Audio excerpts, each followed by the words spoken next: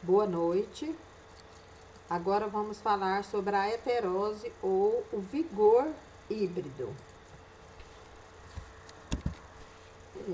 Então, o que é a heterose? Então, é o fenômeno pelo qual os organismos híbridos, tá? Azão-azinho ou heterozigotos, demonstram um valor adaptativo superior aos homozigotos correspondentes. Então, é o aumento desse vigor. Então, os filhos são melhores do que os pais.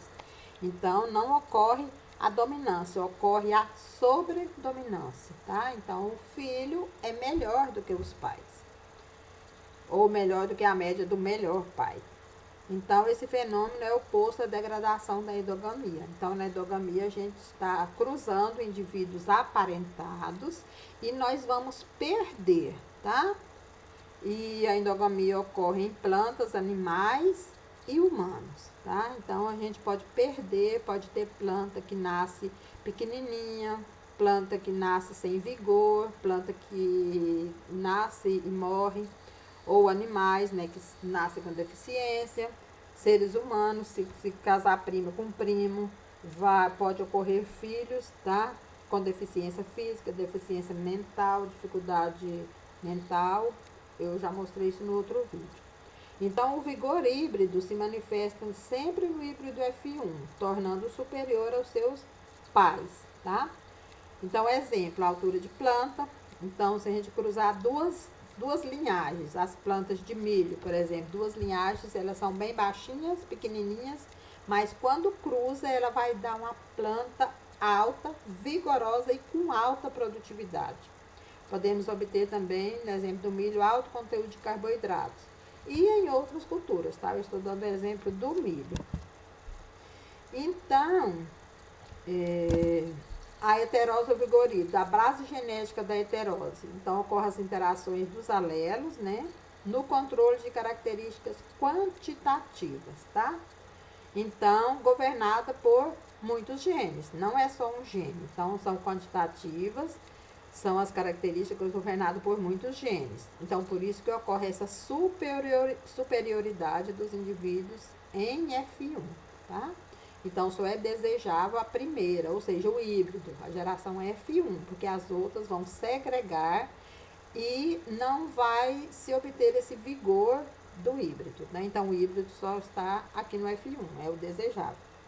Então, os tipos de interações: a dominância completa, a dominância incompleta. Então, a dominância completa nós já vimos, tá? Que nós podemos ter em duas linhas puras, uma homozigoto dominante, que vai mostrar a dominância, e o homozigoto recessivo. Então, se cruzar um azão-azão com azão-azinho, nós vamos ter em F1 todo mundo heterozigoto com dominância completa. Podemos ter dominância incompleta, que vamos ver no próximo vídeo, a codominância.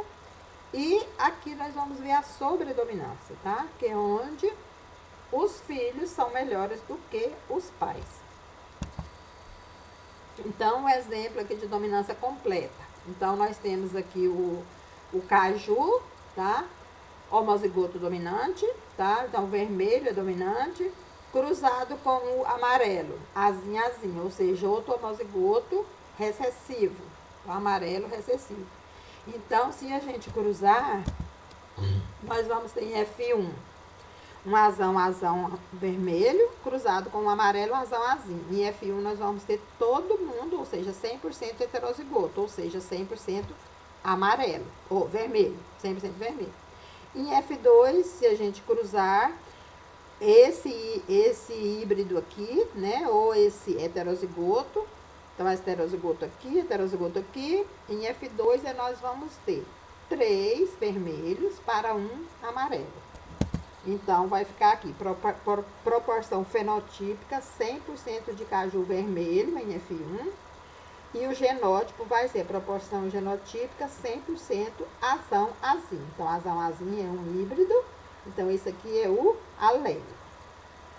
E em F2, nós vamos ter proporção fenotípica de 75% de caju vermelho e 25% de caju amarelo, ou seja, a proporção fenotípica de 3 vermelho para 1 amarelo. E a proporção do genótipo. 1 homozigoto dominante, 2 heterozigotos para 1 homozigoto recessivo. Ou seja, a proporção do genótipo em F2 é de 1 para 2 para 1, tá? 1 homozigoto dominante, 2 heterozigoto, 1 homozigoto recessivo. E na sobredominância? Então, o que ocorre na sobredominância, que é a heterose, tá? Então, nós vamos ao exemplo do milho, uma linhagem A, pequenininha, uma linhagem B, pequenininha, e esse do meio é o cruzamento dessas duas linhagens puras, tá? Com diferentes alelos, tá? Então, nós vamos ter o híbrido AB, que ele é superior aos pais em tamanho, em qualidade e em produtividade. Então, o que acontece? Então, F1 igual aquele outro exemplo, tá? Uma linha pura aqui, outra linha pura aqui. Então, o que acontece? Em F1, todo mundo é híbrido, ou seja, é heterozigoto. Então, essa é a interação. Então, proporção do fenótipo, 100% milho híbrido. Proporção em F1 do genótipo, 100% azão-azinho, ou seja, híbrido. E o F2? O que acontece com o F2? É desejável? Não, não é desejável. Por quê? Porque eles vão estar segregando. Então, isso não é buscado. Então, as multinacionais vendem o quê? Milho híbrido. Simples, esse é o milho híbrido simples, é o mais caro, porque tem maior dificuldade de produzir sementes. O milho híbrido duplo, ele é um pouco mais barato. Então, alta produtividade. Se o produtor plantar essas sementes, comprar e no próximo ano ele pegar essas sementes aqui, o que está acontecendo? Eles vão segregar. Então, não é desejável, tá? É melhor comprar uma variedade. Então, a heterose ou híbrido, então a superioridade ocorre só nos indivíduos F1. Então, essa sobredominância, né, ou seja, os filhos melhor que os pais. Então, os heterozigotos apresentam valores fenotípicos superiores ao melhor dos pais. Então, a média da geração F1 é superior à do pai de maior média. E a média da geração F2, né, que eu coloquei aquele X lá atrás, ela é inferior à da geração F1, porque vai estar segregando, não é desejável mais. Então, o que acontece? Né, nos grupos, por exemplo, do milho. Então, tem grupos de plantas que cruzadas entre si, os híbridos não apresentam heterose, tá? Então, não tem um ganho de sobredominância. Mas se pegar, né, plantas de outro grupo, ocorre a heterose significativa. E precisa buscar alelos diferentes, tá? Porque a nossa base genética plantada, ela é muito estreita. Então, porque vai ocorrendo a perda dos alelos no melhoramento. Então, precisa buscar alelos diferentes para que se tenha esse ganho heterótipo, tá? Porque são características quantitativas de muitos genes. Então, essa é a importância aqui. Então, híbridos e variedades de polinização aberta. Então, vai estar ocorrendo a polinização cruzada. Então, o pólen está vindo, né, pelo vento para polinizar a parte feminina do milho. Então, o exemplo dos grupos. O grupo dentado cruzado com o milho do grupo duro, tá? Grupos diferentes. Quando se cruza, obtém um bom ganho de produção e de tamanho de espiga e de quantidade de grãos e de peso de grãos. Vamos ver esse aqui. Isso aqui é um artigo para exemplificar. Então, depressão endogâmica, né, ou heterose, em milho, tá, no estado de São Paulo. Então, nós temos aqui embaixo, então, depressão por endogamia. Então, massa de grãos, MG, massa de grãos de milho. Então, MG em F1 e em F2, massa de grãos. Então, no F1, né, ele teve alta produtividade. Esse aqui, esse híbrido 10, 11 mil, quase 12 mil quilos, né? Já em F2, o tanto que ele caiu, porque está segregando para 6 mil, quase para metade. Esse aqui de 7 mil caiu para 5 mil, de 10 mil para 6. Então, vocês estão vendo o tanto que cai se a gente coletar aqueles híbridos aqui e plantar novamente, tá? Então, cai muito a produção.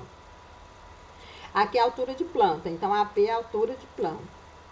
Então, a planta que tinha 231, isso aqui eu acho que é em metro, 2,31 m, ela foi para 2,01 m, 2,14 m para 2,04 m, 2,19 m para 2,07 m. Então, vocês estão vendo que também está caindo o tamanho da planta e caindo a produção em quilos, tá? Então, a vantagem está onde? Nos heterozigotos, tá? Ou seja, no híbrido. Então, o que ocorre no melhoramento? Então, nós temos aqui a planta, a parte masculina, né, que é o pendão, e aqui a boneca do milho. Então, cada cabelo de boneca de milho vai originar 1 grão de milho, tá? Então, essa parte poliniza essa. Então, temos o genitor masculino, ou genitor feminino. Os pendões precisam ser removidos, que chama-se emasculação. E precisa coincidir o que vão ser pais, né, que vai liberar os pólis, coincidir com a parte feminina que precisa estar receptiva. Eles precisam ter esse amadurecimento do pólen e da parte feminina no mesmo tempo, tá? Então, precisa ser feito um estudo para que isso coincida à mesma época. E se for um trabalho de melhoramento, essas plantas precisam ser plantadas com distância mínima de 300 metros de outro plantio de milho, porque os pólen vêm pelo vento e pode ocorrer uma mistura, tá? De variedades. Então, 2 grupos aqui, grupo A, grupo B, então, obtenção de híbridos. Então, o exemplo de depressão por endogamia, tá? O milho, né, F1, nos dois mostra o F1, aí ele vai cruzando, vai diminuindo se plantar F2, F3, tá? Aí ele vai caindo em tamanho e em produtividade. Para recuperar, para restabelecer, precisa cruzar novamente para ganhar a heterose, tá? Ou o vigor híbrido. Precisa cruzar novamente. Então, se for plantando semente da semente, comprar um milho híbrido altamente produtivo, depois coletar a semente dele para plantar novamente, cada vez o milho vai produzir menos, porque ele vai estar segregando. Então, a heterose pode ser explicada, né, quando os parentais do híbrido têm diferentes alelos. Então, se busca os diferentes alelos para que ocorra esse ganho do híbrido. Porque se a base genética for próxima, não vai ter esse ganho, não, tá?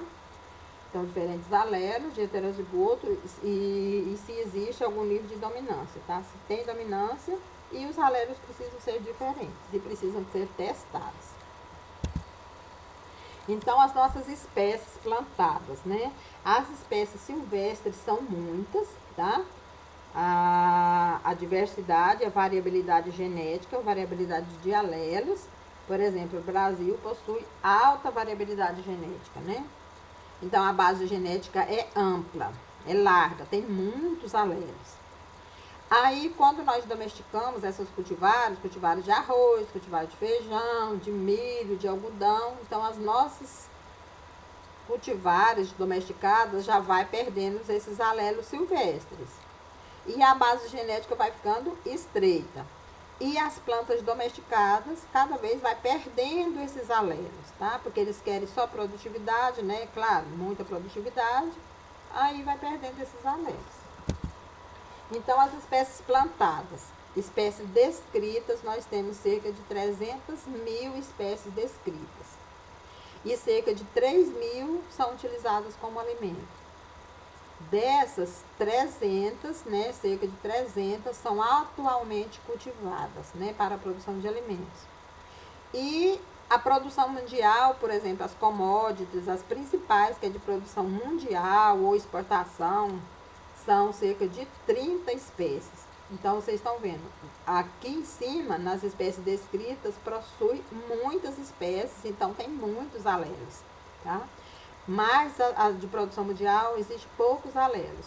Então, por isso que no melhoramento é preciso trabalhar com o banco de germoplasmas, com as cultivares silvestres, O exemplo do milho, para se buscar os alelos diferentes, precisamos ir, por exemplo, nas aldeias indígenas, para pegar aqueles milhos, né, silvestres, para conseguir os diferentes alelos, por exemplo, a resistência a doenças.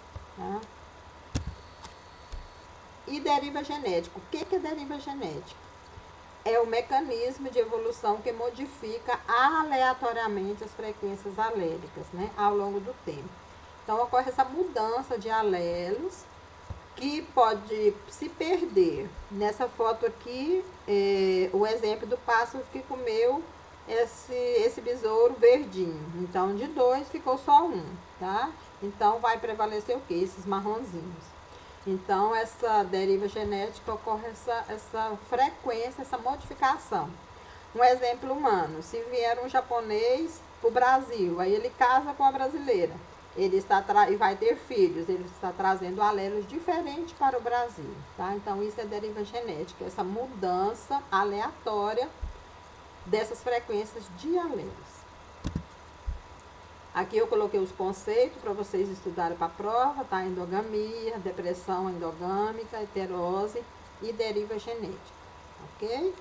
Boa noite, bom estudo para todos.